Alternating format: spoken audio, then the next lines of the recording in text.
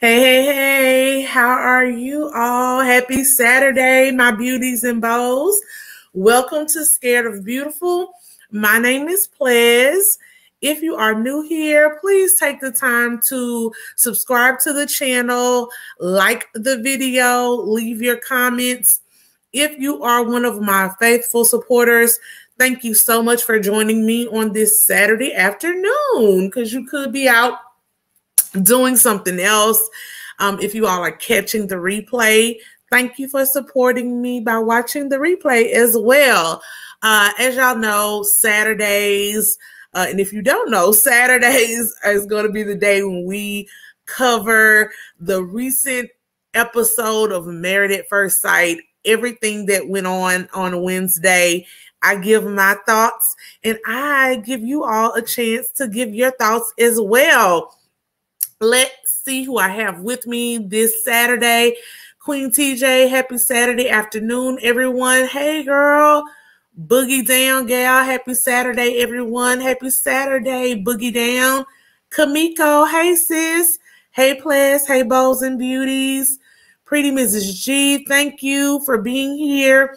Welcome, Beauties and Bows. Thank you for supporting Scared of Beautiful. Please like the video on your way in. Yes, Pretty Mrs. G is one of my great moderators. Thank you so much for reminding our friends to like the video. Ernestine Lee, hello, Plez. Hey, Satin Doll, hey, Plez. Hey, girl. This 504 girl, hello, Plez in chat. How are y'all doing? I hope you are enjoying your Saturday. If you haven't enjoyed it yet, make sure you get some enjoyment in. Get you some self-care in. Go out and take care of you. Where I am, it is a beautiful day. It is hot as Hades. So I like to be inside where the air conditioning is. So I'm here with y'all. I might go out a little bit later. But for right now, let's get into this Married at First Sight. Really quickly, if you're new to the channel, we just have 2 rules. Make sure you're respectful to everyone in the comments. No disrespectful or derogatory comments are allowed. And rule number 2, no face, no place on my platform. So if you call in when it's time for people to call in and give their perspective, make sure you have your camera on, because everyone will have to show their face, just as I do on this show. So, Married at First Sight. We are in season 13, y'all. Houston, Texas. They are down in H-Town. We have just finished the last few weddings, and we are catching up with the couples on their wedding night the next morning, where they have brunch with each other's friends and family. And we get the first glimpse into them traveling and arriving at their accommodations for the honeymoon, which is in the Florida Keys. It is COVID, so travel is limited. So they're down in Florida getting their honeymoon on. Thank you so much to Be Black Native for the super chat. Her Hey Beautiful and her Beauties and Bows. Thank you so much, sis. Thank you for the super chat. Yes, my moderators, y'all. If I miss a super chat, they will be sure to thank you all. Just a reminder, guys, we don't talk about prior events on this channel. So please respect me and my wishes on that matter. Any comments related to past situations will be deleted because we have moved forward. Today is about Married at First Sight, and that is what I will be talking about and addressing. So keep that in mind. Now, like I said, y'all, I will say the production on this show is really starting to irk me. Thank you so much, Lift It Up, for the super chat. It feels like the first 15 or 20 minutes of this show was a replay of what we saw at the last show. I don't really think they necessarily needs to be a 2-hour show. I've been saying that the last couple of episodes because it seems like they just give us a lot of filler. So although we saw the couples go to sleep last episode on their wedding night, this episode started off with some more behind the scenes type things. I guess their actual conversations leading up to going to bed that night. So the way this show jumps around from couple to couple, from scene to scene, there's not a lot to be desired in all the different scenes. So if you all caught my first couple of reviews of this season, I think I'm going to stick to the format of really just giving my thoughts and views on the actual couples throughout their scenes on the episode.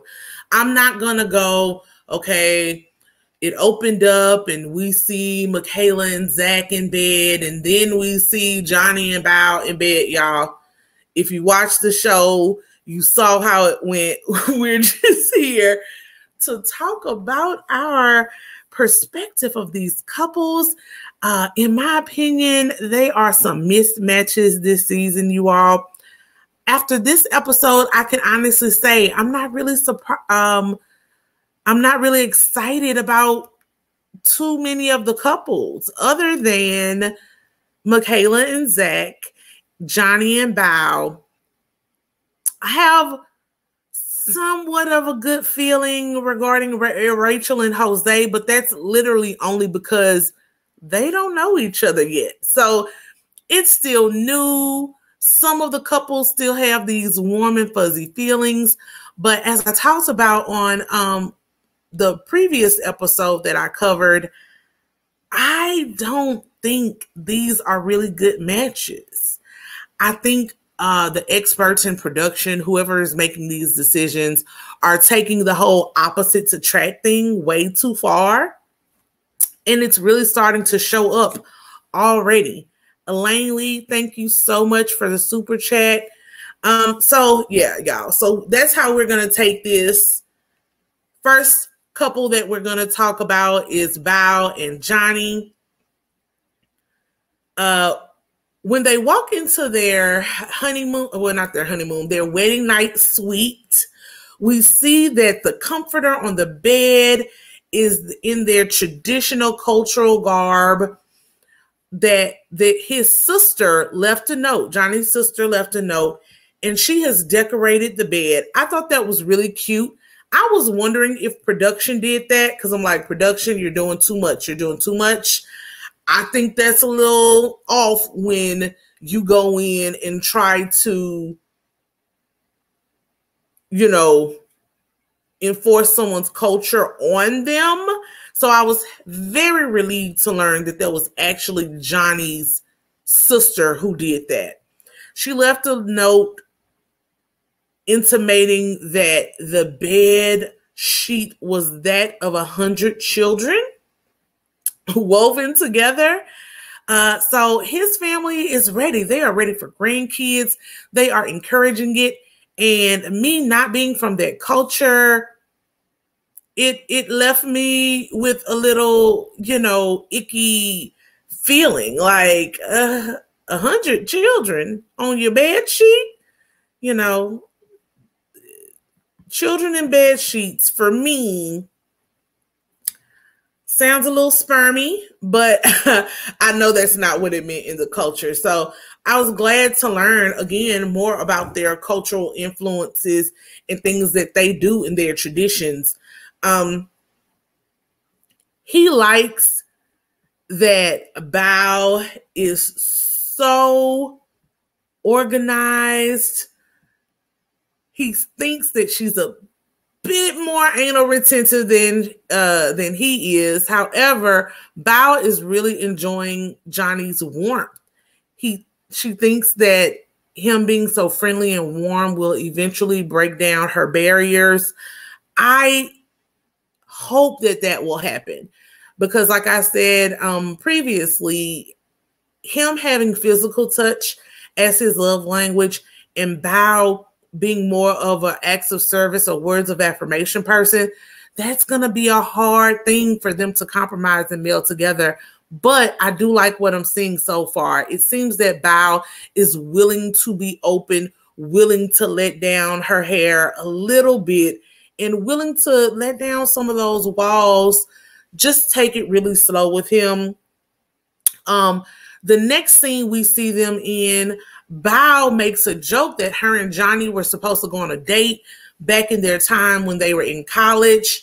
If you all are new or new to the show, they actually knew each other in college, even though they were unexpectedly paired for the show. So Bao was over the Vietnamese Students Association at her college. Johnny was over the Vietnamese Students Association at his college. And they did a lot of events together. So we find out that they were supposed to go on a date, and Bao says that Johnny ghosted her. Bao is like me, honey, in a few ways. And I like Bao for this. I keep a receipt. Bao keeps a receipt. Bao had text messages from over 10 years ago. Now, I don't know who her cell phone carrier is. I think my text messages only go back about 3 to 4 years, because that's, you know, when you switch phones and get new phones, and, you know, my memory card only holds so much. But that Facebook, honey, that Facebook Messenger of mine goes back to 2005. So if you ever want to say that you didn't say something that I know you said, I got the receipts. Thank you so much, sis. Beautiful animated. Hey, plez. Hey, beautiful plez. I'm going to add spermie to my dictionary. LOL. Girl, that 100 children on the bed sheets. I was like, what? KA, some of the married couples' reasons for wanting to be married never have anything to do with wanting love or family. It's always something toxic or something bad they're trying to counteract. Red flag. Yes, sis. It was horrible, some of these reasons that I'm getting, and I actually have that in my notes on one of the couples. Next part of this episode, we see, as I said earlier, we see the couples meet the opposite person's family. So in this instance, Johnny meets with Bao's brother and one of Bao's friends. They tell him about Bao's reaction to his sports gift for the wedding, which, if y'all saw that, she blew up. She kind of hyperventilated. She thought someone who was into sports could not possibly be her intellectual equal. She did not want a jock, and she kind of had a meltdown. This makes Johnny more apprehensive, but he says that he's willing to play it out with her. It just makes him wonder how serious and anal retentive she really is. Her family and friends say that he needs to work on listening and being patient in order to make things work with her. Johnny says that in the past, he would end something as soon as he saw any little red flag or anything, not even a red flag, something that he didn't like in a person if he was dating. This makes Bao's friends really worried. And I will say, again, that is something to be worried about. Similar to what Kay said, just said in her comment that I read. He said he wanted to get married so that he could quit running away from relationships. In my opinion, that's something you need to work on before you get married. People put so much stock into the marriage certificate and the ceremony, and it's a big thing. But a runner is a runner. He's a runner. He's a track star. You know, a runner is a runner. And I don't know if a wedding band will change that. In fact, I pretty much know it won't. The commitment that you said these vows before your family and before God, whoever your God is, I guess will reinforce it a little bit. But if you haven't, at the age of, they're in their mid-30s, if you haven't settled down to the point now where it's like, okay, let me give the person a little bit of grace, let me push through these superficial things, I don't know. Midwife Crystal says, like the explanation that all my friends are married. Okay, girl, exactly. Cecilia Glover says, I thought Johnny didn't take it as personal as he could have. He did. He did a good job in responding to everything that was presented to him. I will say that. Bao meets with Johnny's mother and his aunts. She was very endeared by the fact that his mom said that she could call her mom or aunt. That really warmed her heart. His family says that Johnny is very straightforward. The mom wants grandkids and is pressing for that already. She says that Johnny can be a stay-at-home dad. Bao is not amused about that at all.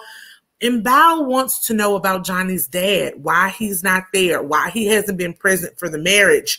And his mother explains that they were divorced when Johnny was a little boy. The dad moved to California, and so Johnny unfortunately did not grow up with his dad in his life a lot.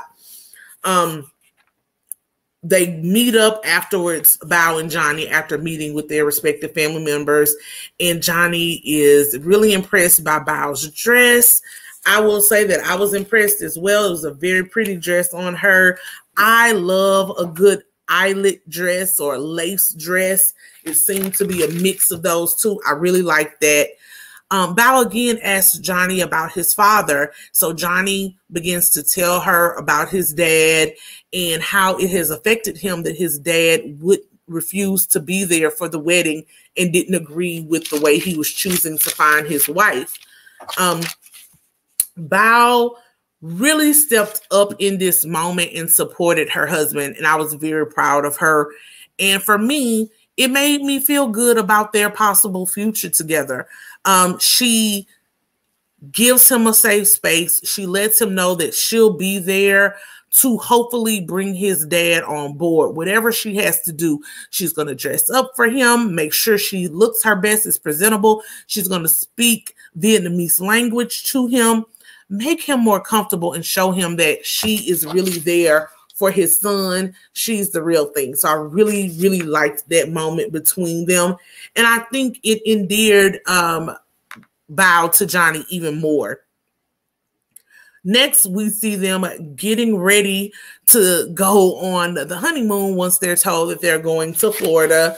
Bao is looking for her Excel spreadsheet that she uses for packing and what outfit she's going to wear for what days. So she actually has an Excel spreadsheet where she coordinates the clothes that she wants to take. She plans the outfits that she's going to wear, 3 outfits a day, breakfast, lunch, dinner, all of the shoes, the accessories, even the undergarments, honey. This lady is more particular than anyone I've ever known.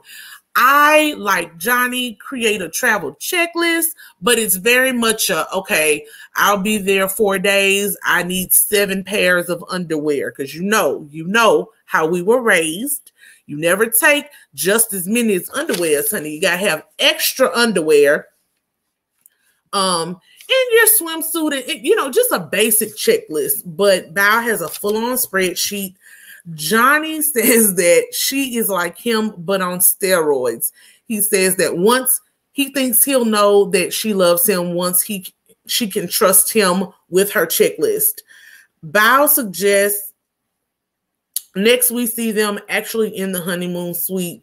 Bao suggests that Johnny sleeps in the other bed. So the honeymoon suites came with 2 beds, which I actually like because they are strangers getting married. Some people may not be ready to share the bed, but it's interesting to me that they get a suite on the honeymoon, but they don't get a suite on wedding night. Just something that I found interesting. Bao suggested Johnny sleep in the other bed because Johnny alleged that on their wedding night, she was snoring a little bit. And Bao says she doesn't want him to be uncomfortable. Johnny says, no, I'm willing to be uncomfortable.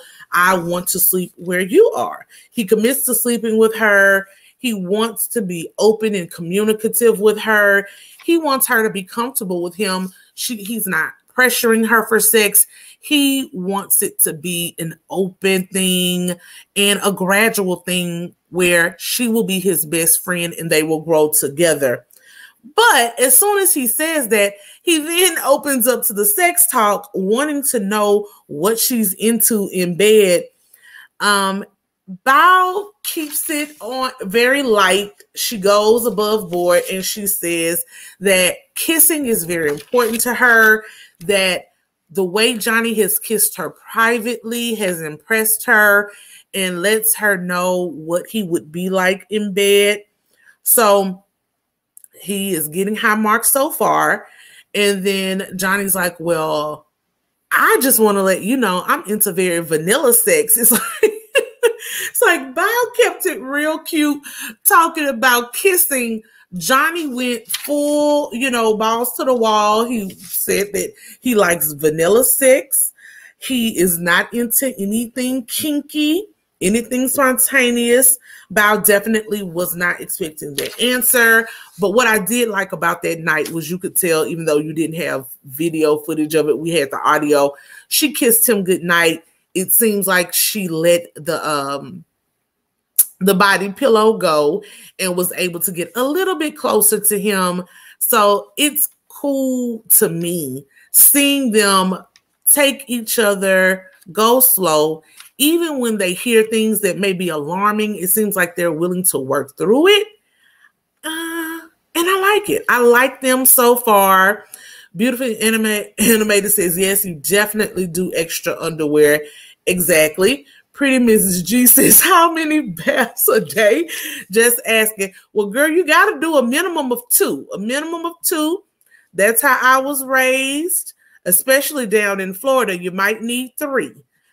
Johnny said no backdoor action, Ronnie F. He definitely said that. I was like, oh, Johnny, you getting deep into it. This girl barely wants to kiss you, and you went straight to the backdoor action, to the A word. I was confused.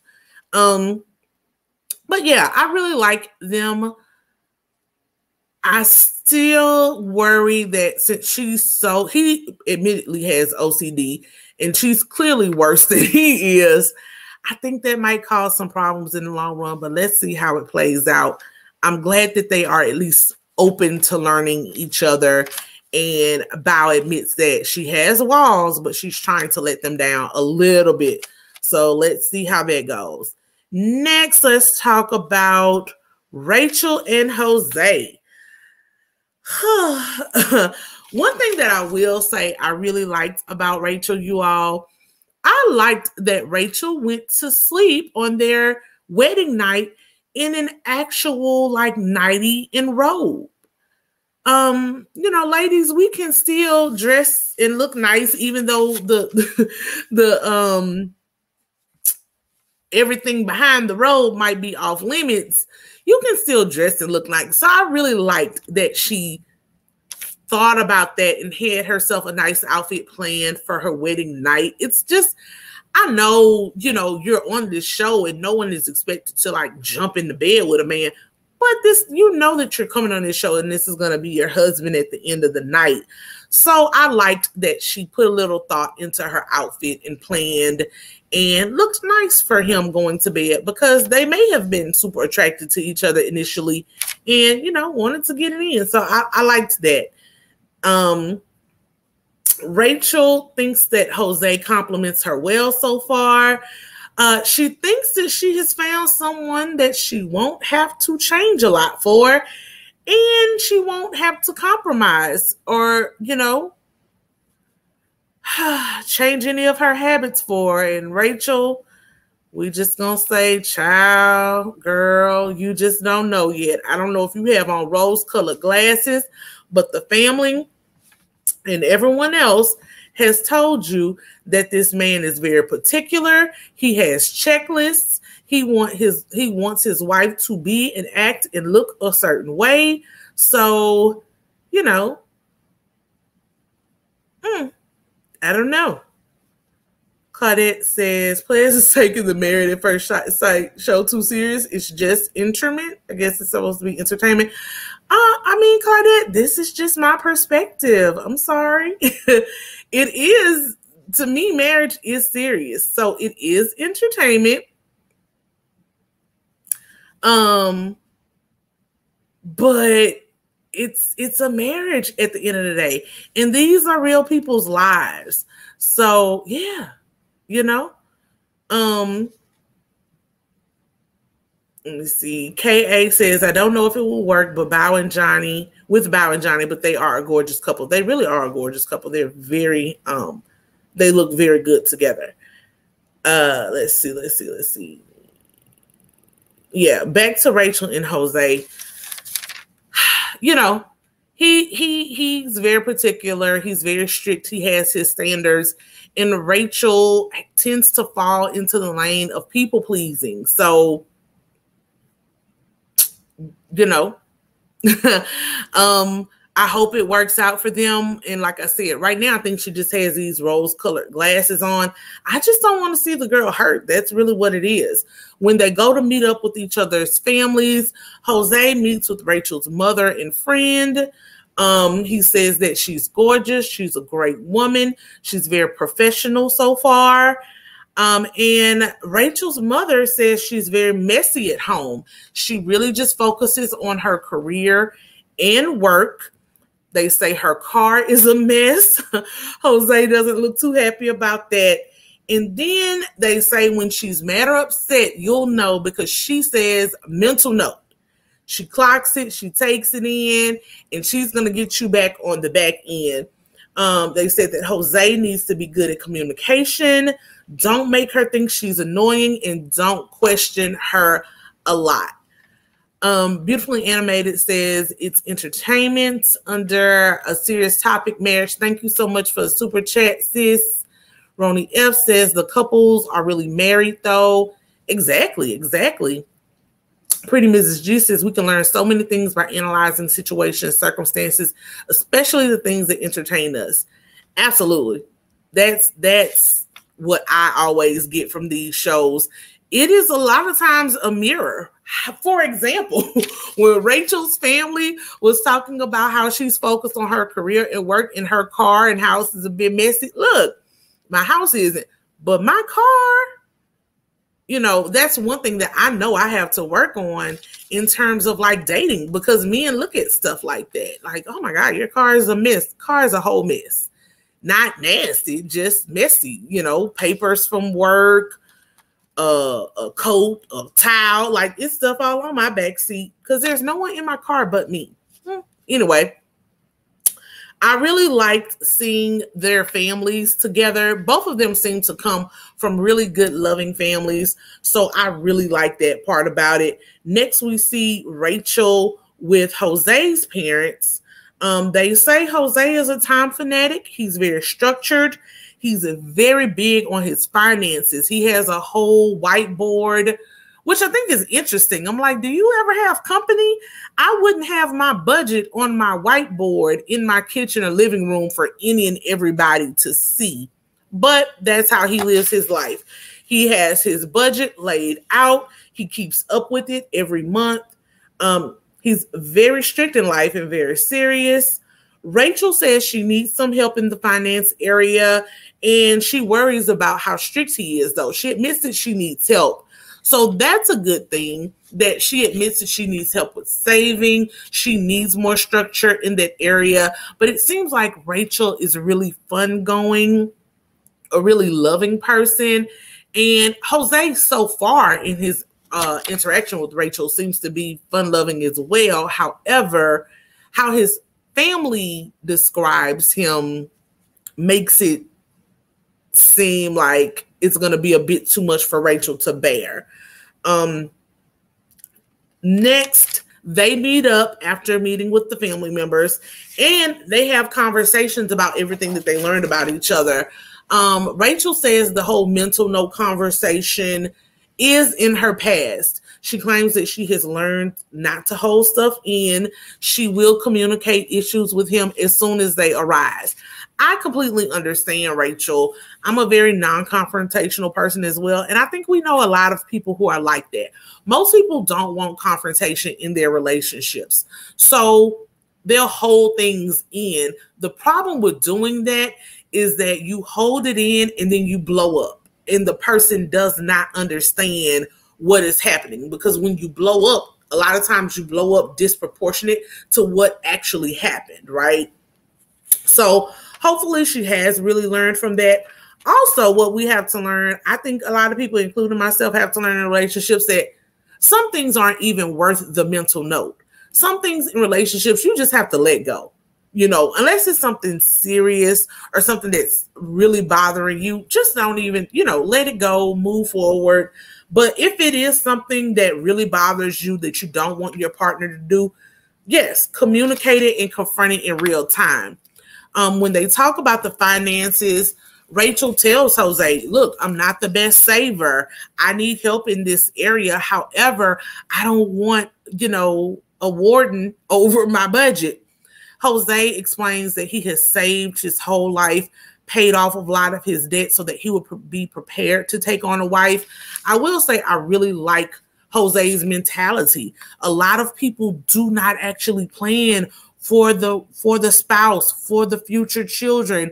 And he's done that. He's had the foresight to set himself up financially. So I'm really proud of him for that. And happy that he's that responsible. And he says that he's willing to help Rachel with her finances. It's always funny to me when people say that, though, and then the person really is kind of a mess. So it'll be interesting when they sit down. Hopefully they'll show us, the show will cover that when they sit down to do their budgets and their finances. That should be a really good conversation between them. Next, we see them getting ready to pack for the Florida Keys. Jose reaches for the bowl of condoms. He packs the condoms. Rachel throws the condoms out, honey, and says, you can't have babies that way. I was completely like, girl, okay. We know where you are. Rachel is ready to go. Rachel says they are husband and wife. We don't need condoms anymore. I just don't know if, you know, I understand getting it in with your husband, but this is a 2-month experiment. I would wait until maybe 1 month had passed to throw out the condoms. I don't know if I really want to plan to have a baby or not plan, or, you know, just say YOLO to having a baby with a true stranger. Like, I'm in between Rachel and Myrla. I would want to kiss my husband, and if it was as fine as Gil, I would probably go on do the do. But we would probably still be wrapping it up. I don't know if because I don't really know you. Like, you look good. I don't know if I'm ready to have a baby by you yet. So, okay. Rachel, you know, she doesn't want to take it. So she wants to know everything there is to know about Jose right now. She's ready to get it popping. While they were getting ready to go to bed after they get to the honeymoon suite, Jose asked Rachel to brush her teeth.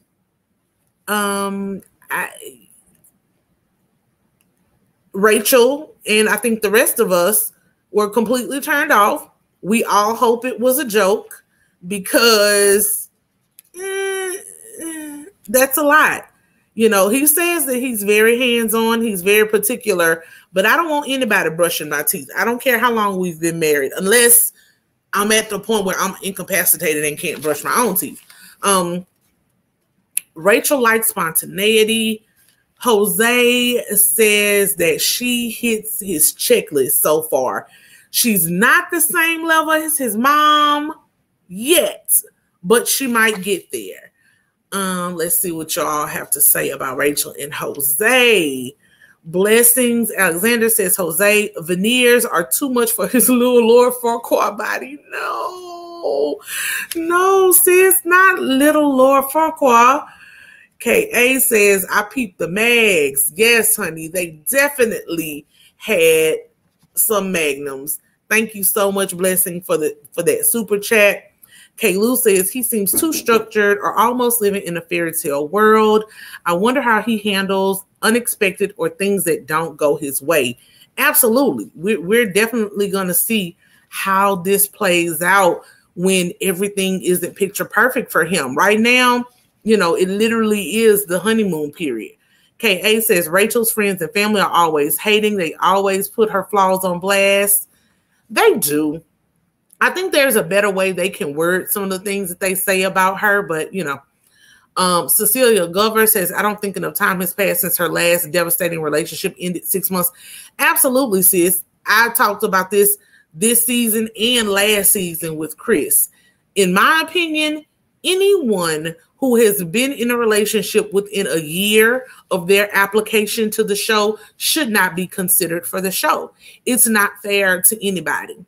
It's not fair to the actual person who got out of the relationship, and it's not fair to the person who they could potentially be matched with. Especially since her, you know, like in Chris's situation, he was engaged, but even in Rachel's situation, she was cohabitating with someone.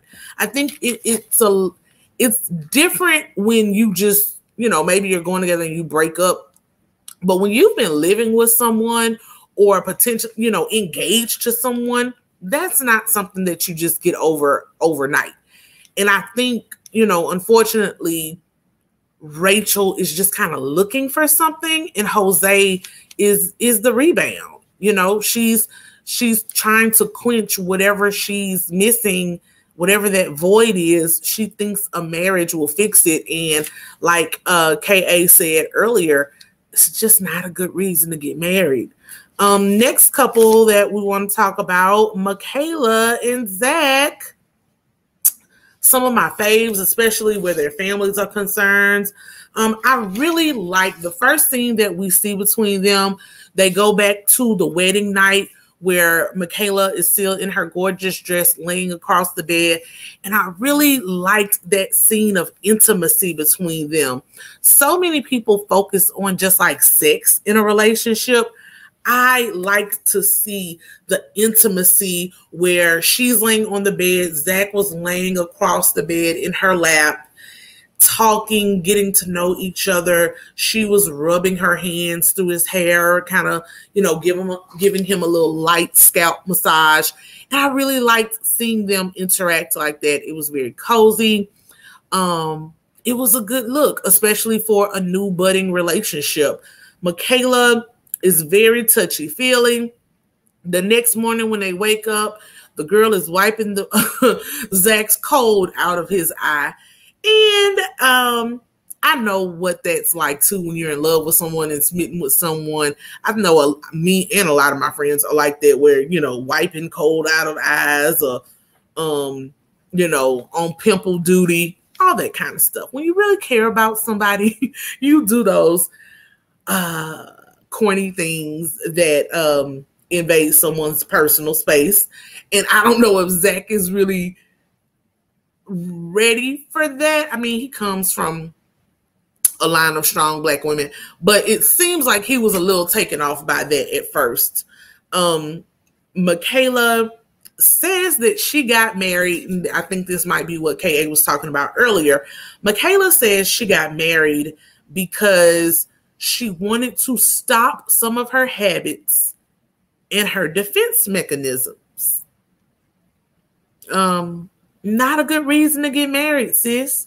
You actually need to work on those habits and those defense mechanisms in therapy before you get into a marriage, because especially certain defense mechanisms, if you've had those walls up for so long, a marriage is not going to break them down.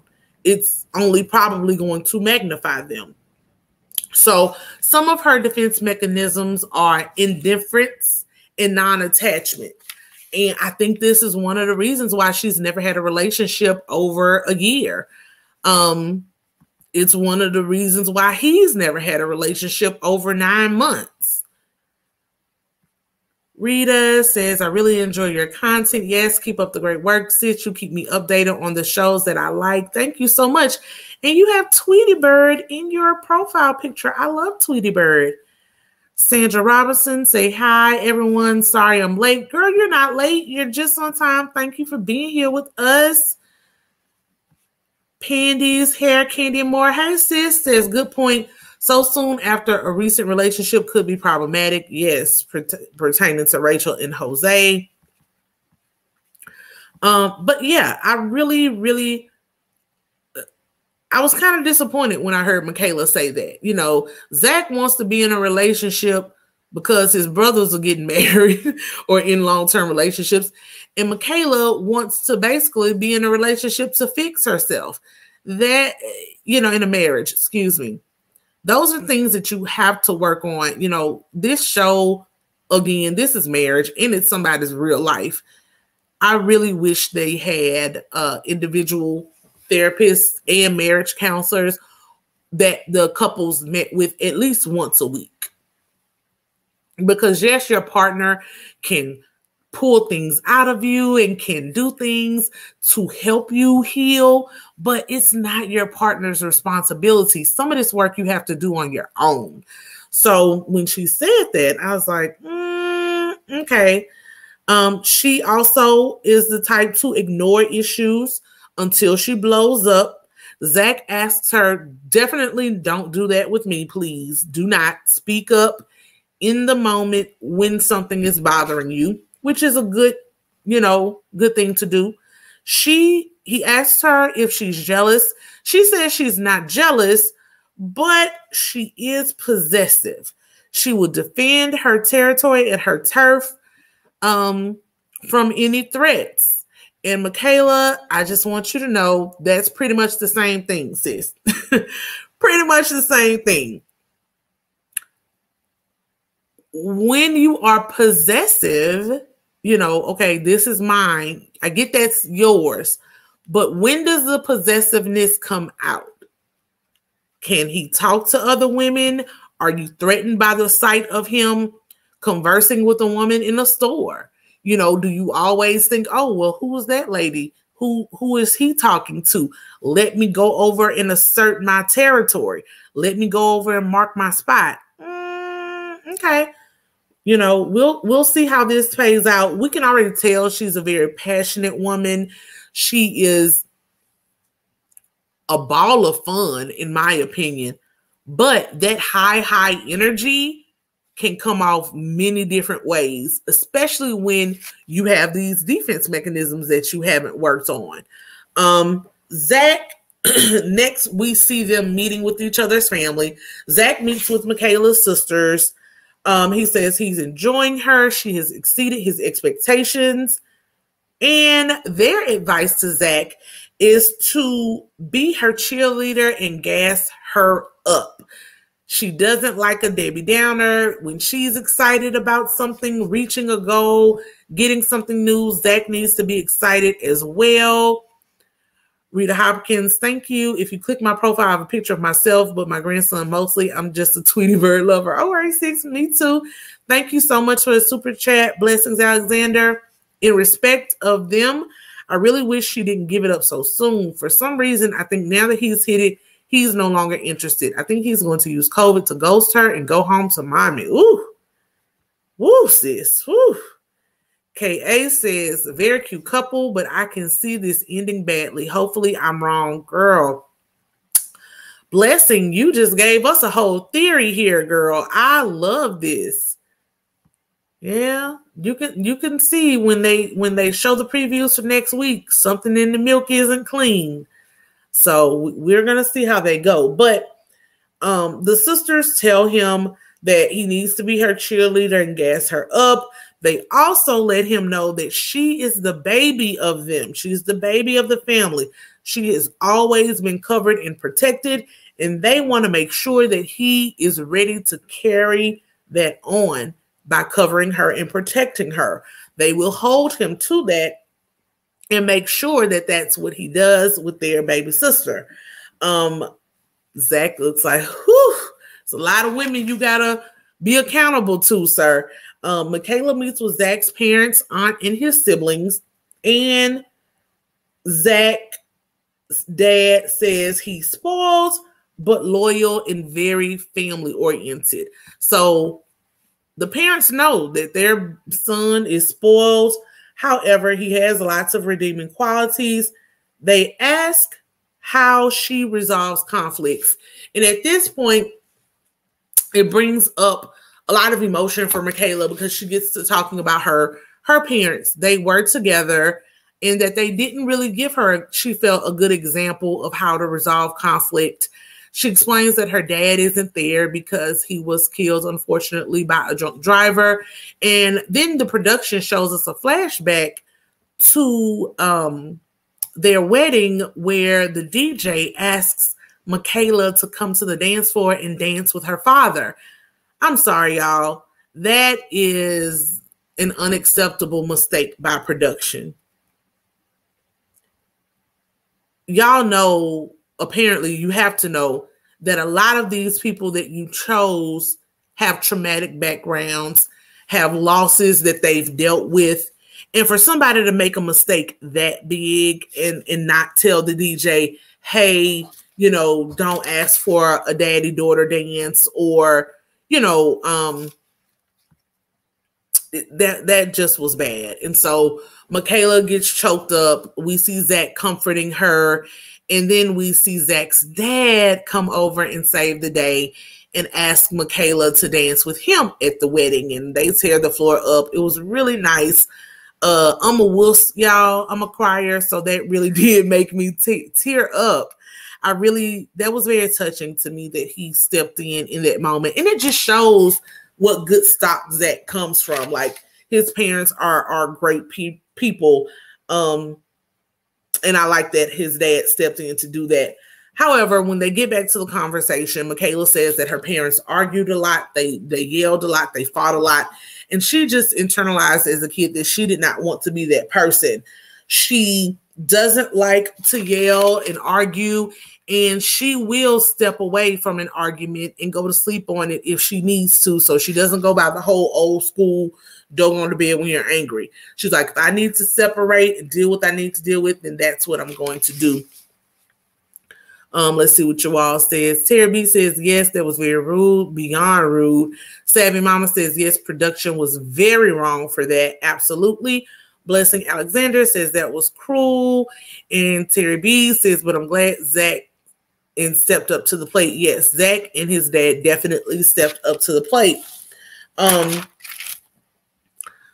Next, Zach's dad lets Michaela know that the women in the family are very protective of Zach and that they are trusting Michaela with him and with his heart.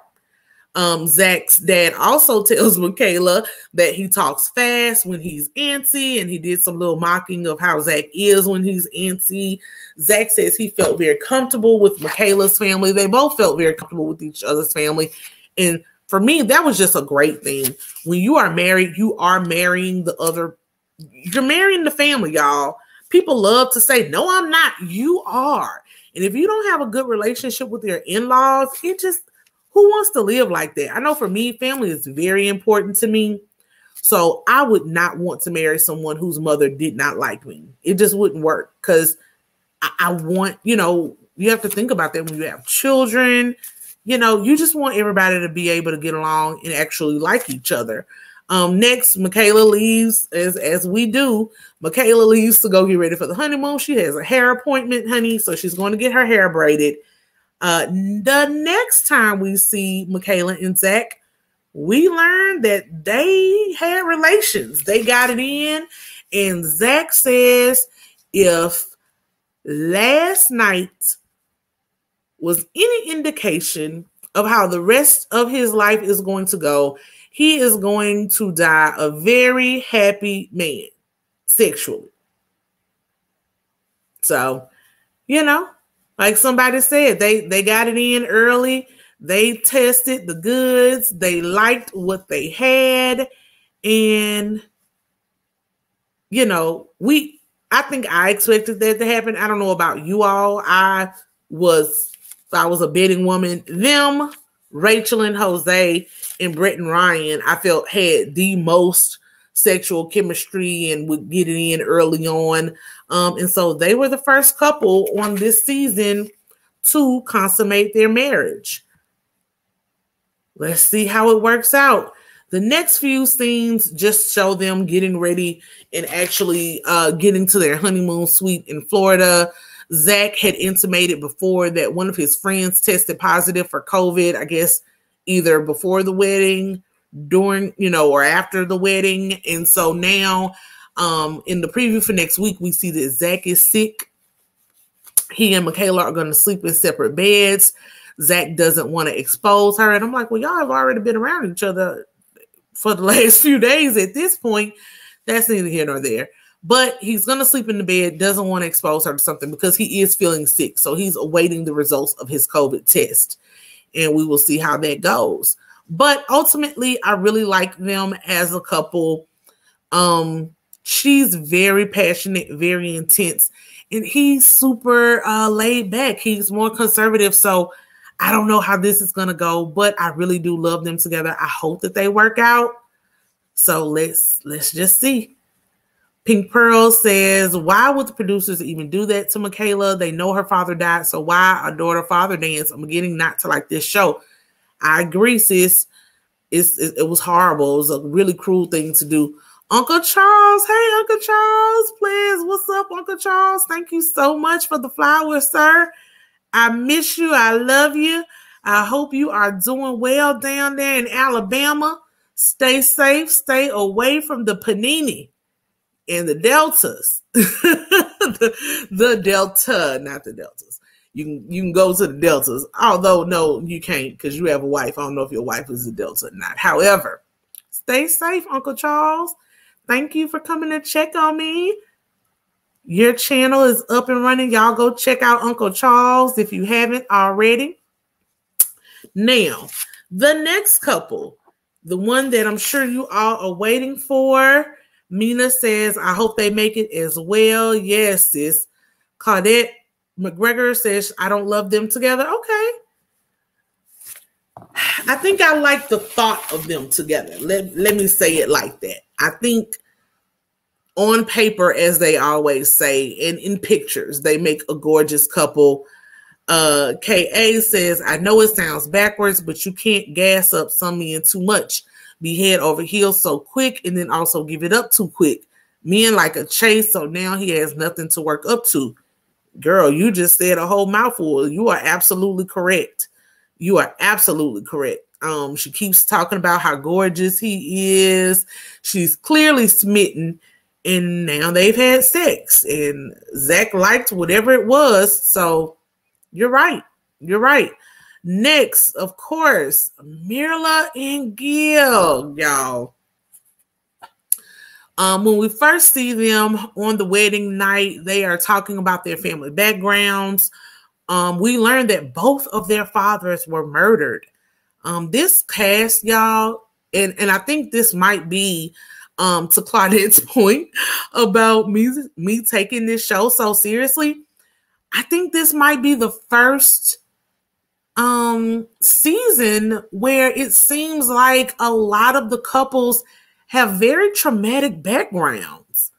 A lot of them come from poverty and clearly violent backgrounds. Myrla and Gil both intimate that their fathers were murdered. Gil shares and is very vulnerable with Myrla about what happened to his dad. His dad died when he was 14, and Gil was actually present for his father's murder. Men burst into the house looking for his father. Gil tried to run and hide in the bed, and he heard gunshots when he went. And I guess once it got quiet, he went to check on his dad. He was the one who had to call 911. And then he gets called from the hospital and doctors that his dad didn't make it. So that was very traumatic for him. But he was vulnerable to Myrla in that moment. And Myrla says that she doesn't want to share her story of what happened with her dad. But she tells a confessional that not that she likes it, but she was somewhat relieved that her and Gil could relate to each other on that level.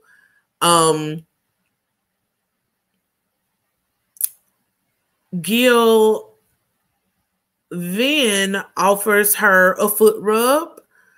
She declines. She just wants to go to sleep. And it was so funny to me, y'all, with her wedding dress was gorgeous, but when she came to bed with those plaid flannel pajamas, I'm like, girl, just, we already know you're not going to kiss them. You're not open to having sex or anything. I just wasn't expecting plaid flannel pajamas from her. Not Miss Fabulous. Like, it could have just been regular, some silk PJs, but just the plaid and the flannel part is what threw me. And I was kind of disappointed in her just lack of being open altogether, which, again, I don't know why it's surprising, because we saw how she acted with the bachelorette party and at the wedding. But he's offering you a foot rub. He clearly knows you've been standing on your feet all day. He's opening up to you about his childhood and what has happened to him. And you just ain't giving nothing, honey, I guess. Channel again, TV says it's sad that people can't just be honest and into another person generally. Why do it have to be a mind game to be with a man? You should be able to compliment each other and be smitten. Absolutely. I think you're talking about what KA was saying with Michaela. I absolutely agree.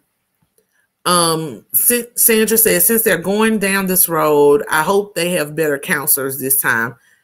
Yes, because you can tell almost everybody here needs a counselor. Everybody on this show, like, they have so much trauma, and you can't tell if it's been healed or unhealed. Well, you can kind of tell some of it has been unhealed, but I don't know if any of them have even attempted to do any of the work. So although she didn't share with him the next night, the next day when they wake up, Myrla does share what happened with her father's death. And her father's death was very traumatic as well. She says that her father got remarried, and that it was unclear if it was the half-sister or a stepsister, but either way, a half-sister or a stepsister did not like her father, said that the father was causing her a lot of problems, and basically set her father up to be murdered. The stepsister or half-sister's husband killed the father, and that's how he was murdered. Gil's response was a little cringe, I have to say so. I like you, Gil, but I think maybe he was just so caught off guard by the story of what happened.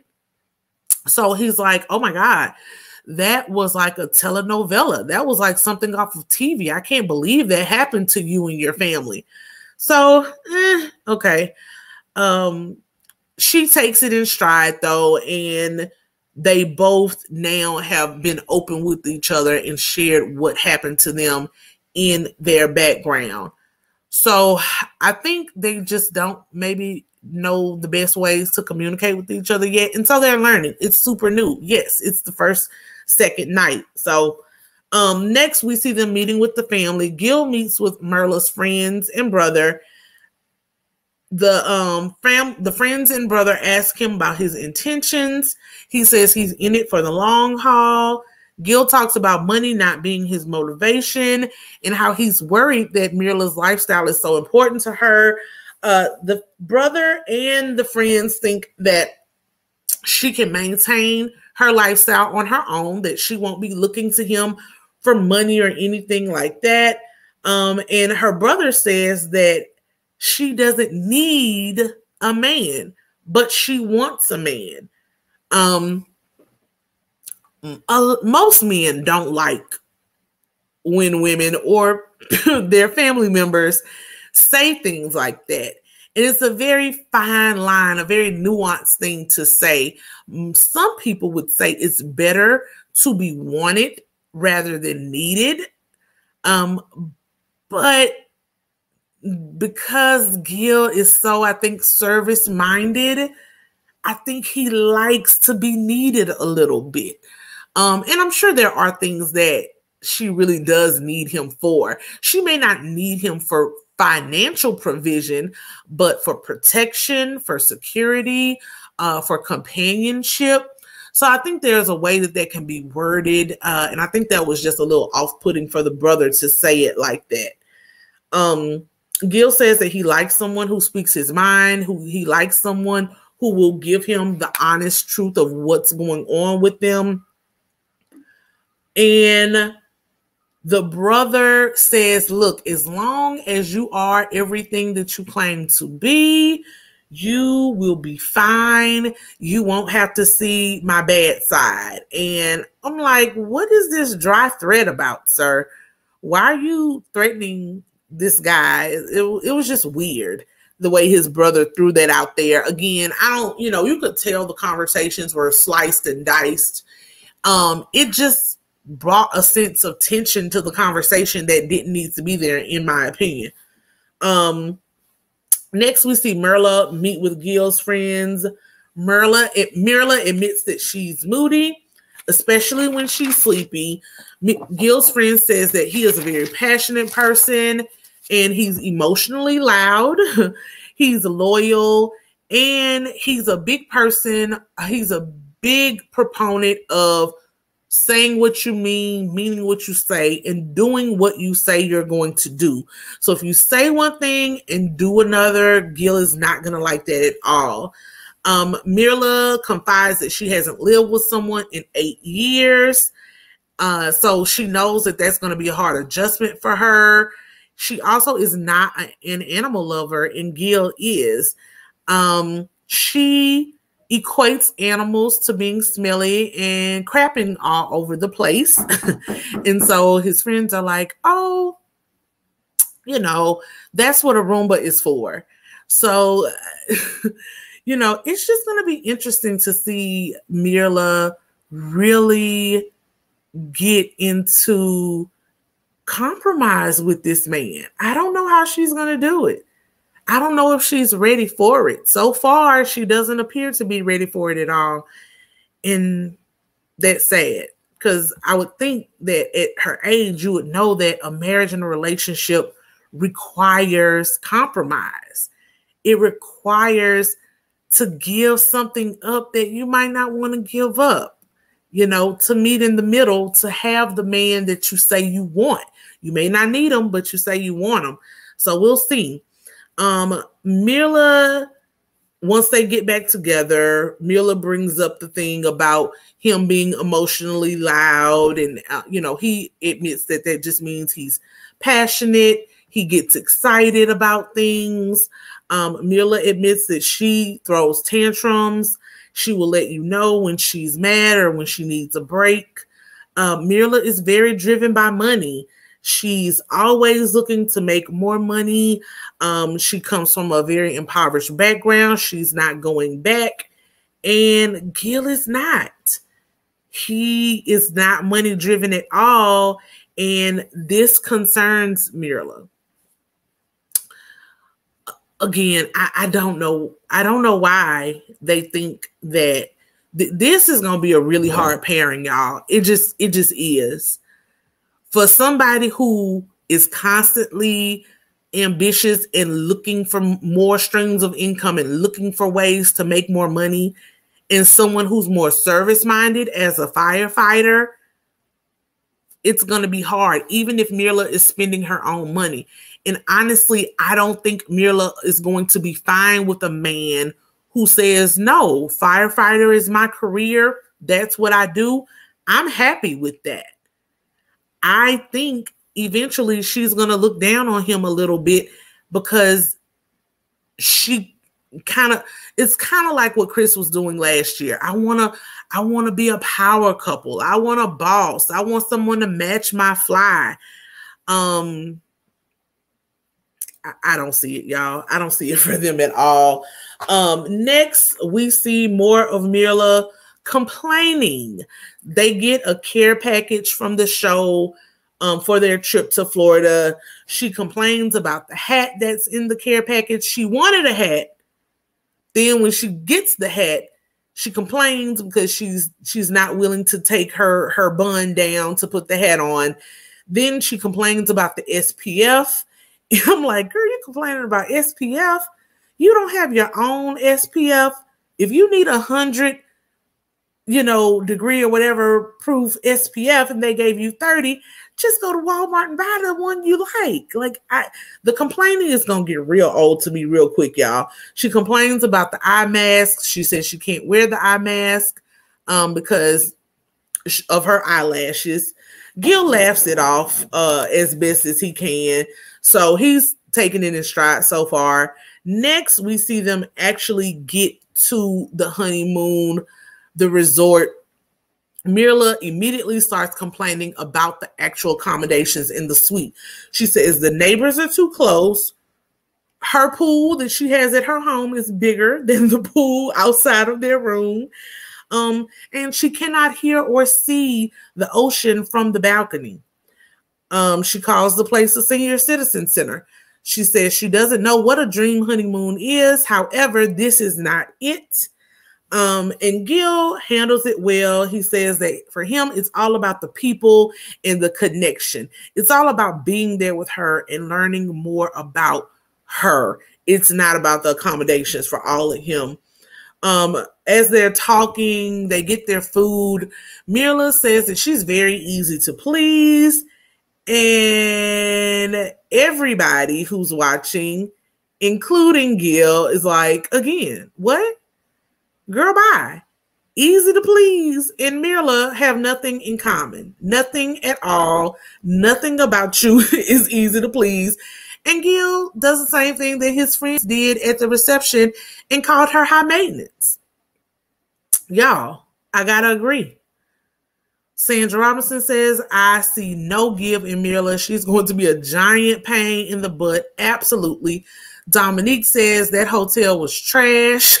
I would have been mad too. This was the worst they had on the show.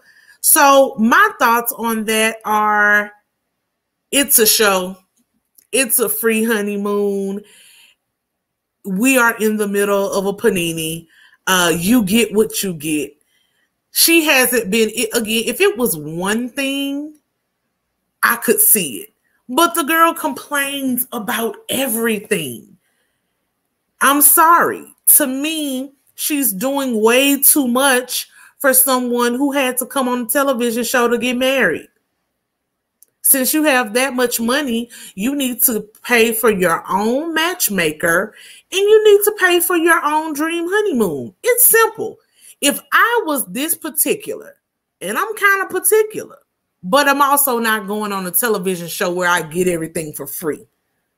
So for me, your attitude has to be in proportion to what you're actually doing. You go on a show where you get married at blind sight. You see, I hope she watched some of the prior seasons before this one. Even last, well, I don't know if she was able to see last year with COVID, because they just went to Vegas. I don't know. I mean, it's a resort. It's on the Keys. Maybe that's all they could get who would allow production to come in. It's a lot of logistics you have to think through. I just think she complains at every turn, and it's not a good look. You know, I would take, if I did a show like this, I would take the free accommodations because, again, it's free. And I would use my money to take me and my man on the trip that we really want to go on. You know, my dream honeymoon is Santorini, Greece. I would know that Lifetime isn't sending me to Santorini. It's like a lot of the couples in the past have upgraded their rings. Because, you know, the show doesn't give you, you know, they give you a basic wedding band. It's a 2-month marriage. They're going to be paying for your apartment, where you live. They pay you a salary. And you get all of these other fringe benefits. Girl. But I got you.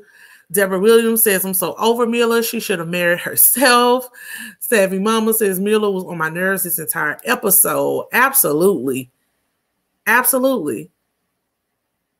Terry B says production probably paid for the entire resort to film. Probably had to. Mina Ruth says, yes, she does. Like, girl, just be happy you got to go on a honeymoon trip that you didn't even have to pay for. Absolutely. And I think they always have. Now, this is a little different because you probably couldn't go to a different resort. But like her dress. I think someone said that she paid to upgrade her dress. So I'm sure they have a basic budget, but if you want more, you can pay to get it, you know, to get it upgraded. I think sometimes the couples have paid to upgrade their flight to first class instead of coach. So there's always a way to do it. It's just that I don't think she doesn't come off as likable. I'll just say that. Cecilia Glover says her atrocious attitude has been enabled by friends and family. No one checks her and no one will be checking for her. Absolutely. Absolutely. Bubbly Bubbles. Yay. Hi, Plez. Hey, girl. Thank you for being here. All right, y'all. So that was my thoughts on that. You know, I'm not saying the girl is a horrible person.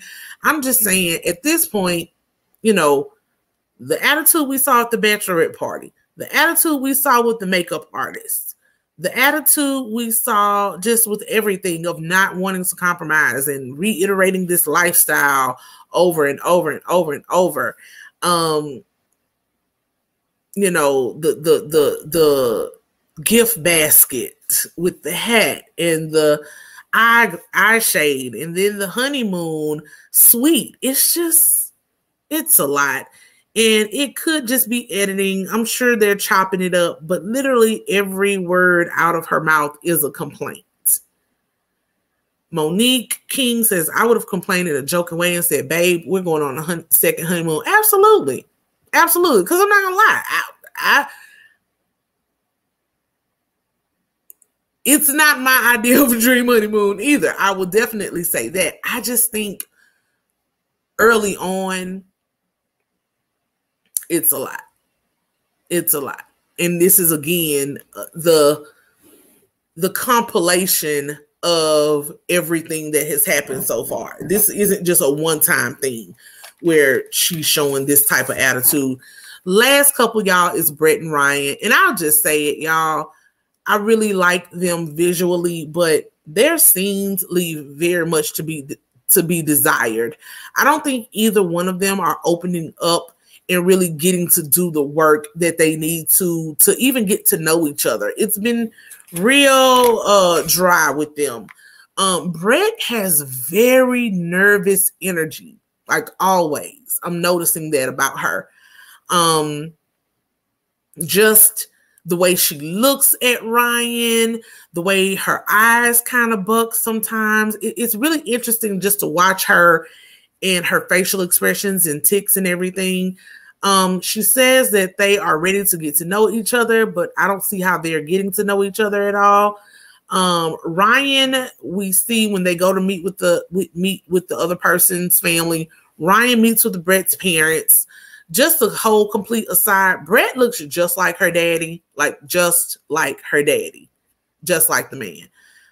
Carbon copy. He's a very handsome man, older man. Ryan was surprised that Brett had her red hair. He says that redheads are either beautiful or they're not. That was something that's very interesting to say to someone's parents. And again, I don't know if it was just editing, but they didn't say if he felt she was beautiful or not. So that was something that was very interesting.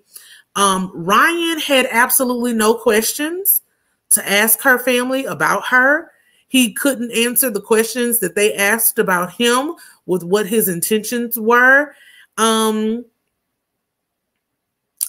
But Brett's mom lets him know that Brett is in it. Brett wanted to be married and she is really in for the long haul. She wants this to work. And still, Ryan gave nothing. This is going to be like pulling teeth, y'all. Brett then meets with Ryan's mother, sister, and friend. They all believe that Brett will balance Ryan out very nicely. They say that his prior girlfriends were beautiful but had no substance. Brett says that she wants to be authentic. She wants to be her true self. She doesn't want to have to put on airs. She wants to be able to show everything, the good, the bad, the ugly, to Ryan and have Ryan accept all of it. His family says that Ryan is an introvert and that Brett will pull him out of his shell. Brett says that that's new for her. She's never had to work that hard with anyone. And Ryan's family just says, well, you do now. So we'll see how this goes. When they get back together, Ryan says he thinks Brett's family is very warm like her. His family is introverted like him. And they both say that they will work together to pull the layers back of their onion very slowly. The next major scene that we see them in, they're getting ready for the honeymoon, and Brett intimates that she is scared of flying. She is afraid of planes, and apparently that was an understatement. The next time we see them together, we didn't get any footage from the actual flight to see her alleged meltdown or how she reacted to flying, but Ryan was very visibly overwhelmed. They said that Brett freaked out. She probably made a child cry, but Brett likes how Ryan was able to calm her. She liked that he didn't run away, that he stuck it out with her. But Ryan says it was a lot. It was a whole lot. That she's definitely not an easy flyer. And Ryan sarcastically states, yeah, I was controlling the plane. You felt so safe with me. And he admits to the confessional, at least, that he would not be dating Brett if this had happened in the dating process. That would be his first and last flight with her. And that's going to be a hard thing for them in their relationship because Ryan loves to travel. Brett says she loves to travel as well, but she does not like flying. Girl, I don't know if you need some Xanax or what you need, but you have to get that under control, because if you are freaking out on people like that and making children cry, that's just not a good look. And as we can see already, Ryan is turned off. He's not here for it. But Ryan doesn't seem to be here for a lot. So I just really don't know. I said before that I really felt this was a bad match, simply just based on their personalities, with Ryan being a ladies' man and dating all over Houston, and Brett being celibate for the last 2 years. She seems very serious, very passionate, like she really does want this. And Brett, you know, he had a friend that, Ryan had a friend that died. His other friends are married and hitting other milestones in their lives. And that's what he wanted as well. I don't really think he was ready to be married, and definitely not ready to be married to her. I think he's a very visual person. And the fact that she isn't his traditional type is bothering him more than he's willing to let on. I don't know if they've been intimate yet. He came to bed, I think, ready to go with no shirt on. And she was dressed in a little cute PJ set. But y'all, this couple, I really don't know. I really don't know. Ronnie F says Brett was very insensitive, but some people don't fly well. Absolutely. Lovely True Red says if Awkward was a couple, that would be Ryan and Brett. Yes. It's like we have these crazy things,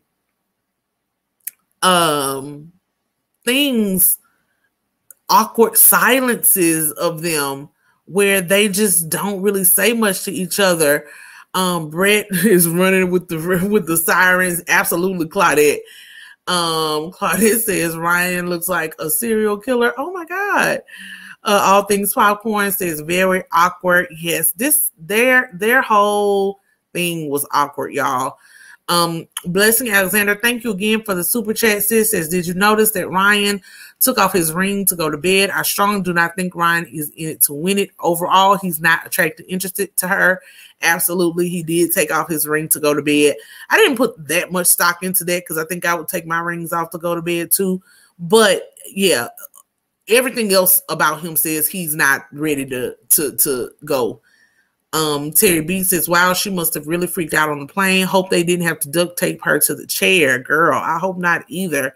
Helene Easley, good day to plez, everyone. Hey, sis, how are you today?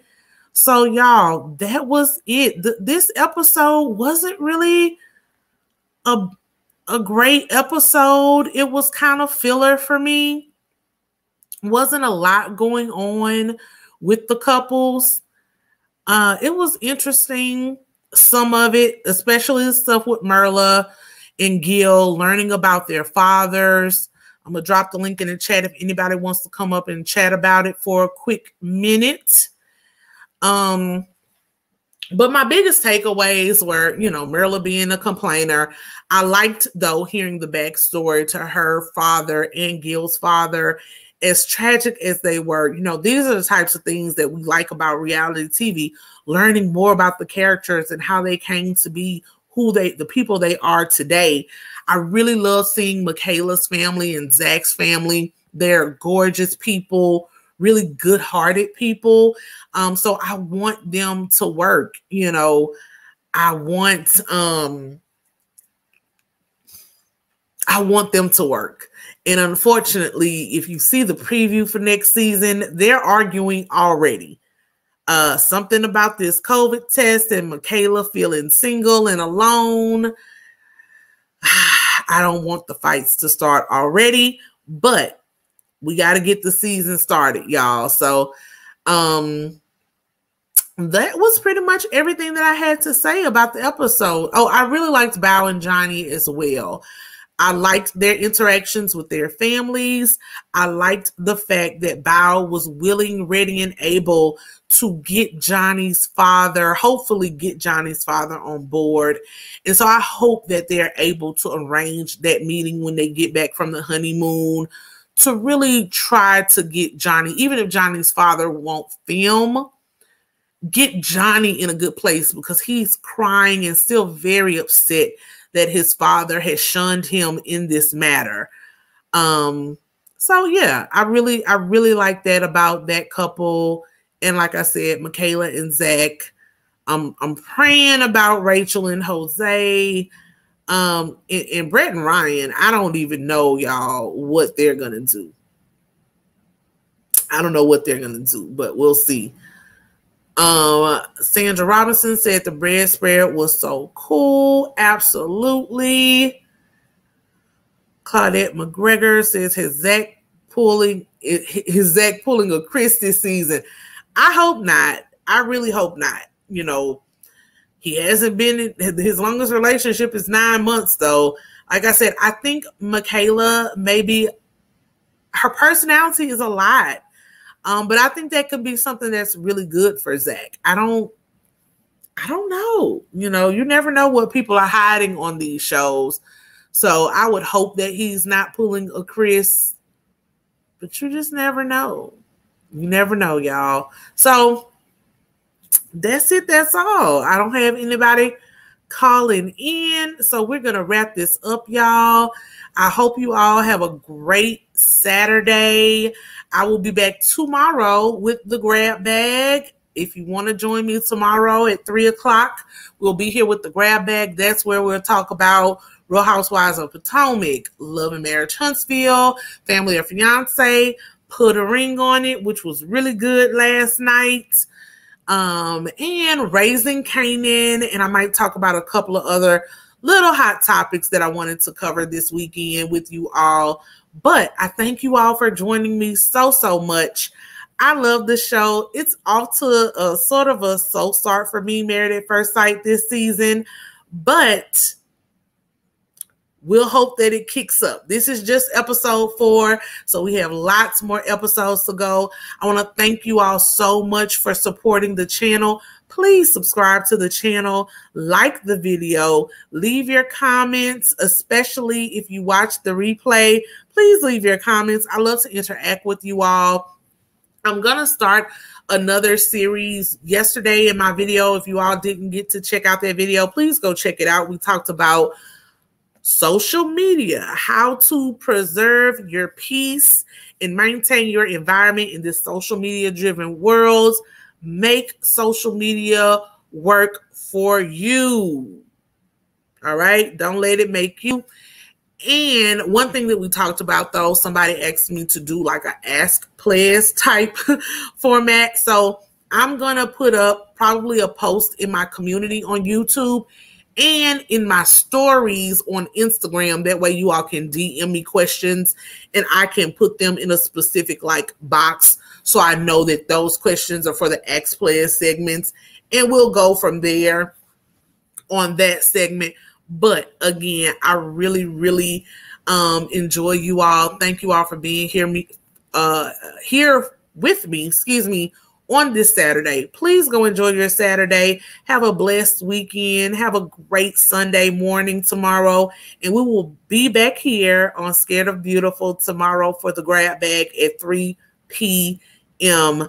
I am very grateful for your support, and I will see you all next time. Bye.